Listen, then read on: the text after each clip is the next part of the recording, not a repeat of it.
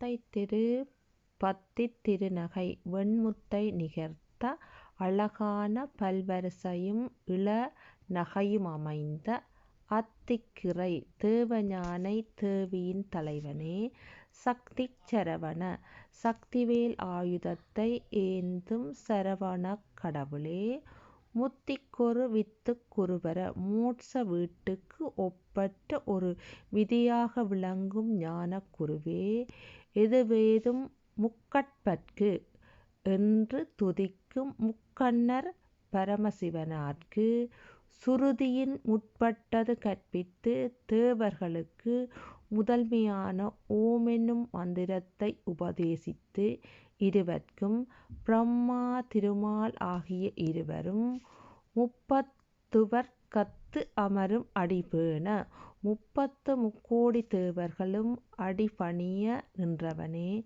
பத்துத்தலை தக்க கணையோடு இராவணனுடைய 10 தலைகளும் சிதறி விழும் அம்பை விட்டு ஒற்றைக்கிரி மத்தைப் பொறுத்து ஒப்பற்ற மந்திர மலியான மத்தைக் கொண்டு பாற்கடலைக் கடைந்து ஒரு பட்டப்பகல் வட்டத் திரிகையில் இரவாக ஒரு பகற்பொழுதை வட்டமான சக்கராயுதத்தால் இரவாக்கி பத்தற்கு இரத்தத்தைக் கடவிய நண்பனாகிய அர்ச்சுனனுக்கு தேர்ப்பாகனாக வந்து தேரினைச் செலுத்திய பச்சை மயில் மொச்சை தகுபொருள் பசுமையான நீலமேகவண்ணன் திருமால் பாராட்டும் பரம்பொருளே.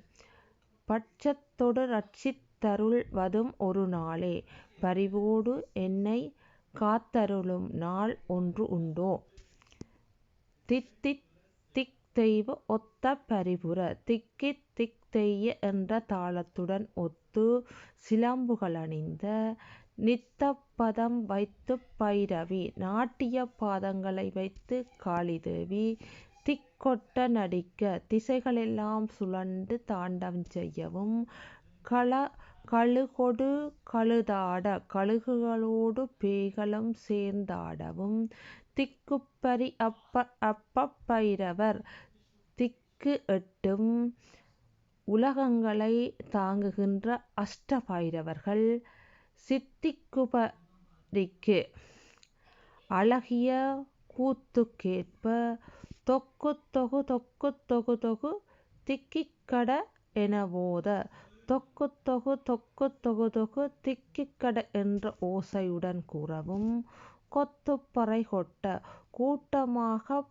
பற்பல பறைவாத்தியங்களை அதே தாளத்துடன் முழங்கவும் களமிசை மூகுகை போர்க்களத்தைக் கிழக்கோடங்கள் குக்குக் குகு குக்குக் குகு குகு குத்திப் பறை புக்குப் பிடிபட கொட்டட்டுற குக்குக் குகு குக்குக் குகு என்ற ஓசையோடு குத்தி புதை புதைத்து பிடி என்றெல்லாம் குளறி வட்டமாகச் சுழன்று மேலேழும் நட்பற்ற அவுணரை சிநேகித எண்ணம் தவிர்த்து விரோத மனப்பான்கையுடைய அசுரர்களை வெட்டிப் பலியிட்டுக் குலகெரி குத்திட கொன்று பலி கொடுத்து அசுரர்கள் குலமலை கிளஞ்சகிரி தூளாக ஒத்துப் பொரவர பெருமாளே.